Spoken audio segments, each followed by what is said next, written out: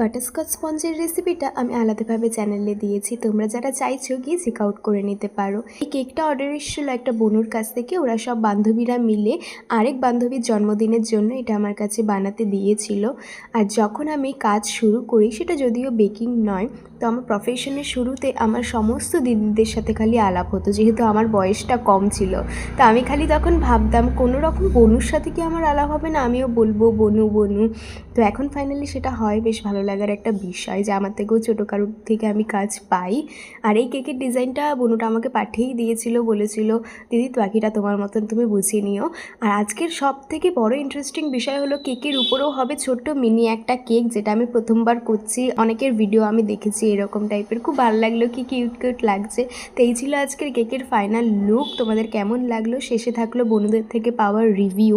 তোমরা সবাই সুস্থ থেকো, ভালো দেখা হচ্ছে নতুন একটা ভিডিওতে খুব শীঘ্রই। আজকের মতো টাটা।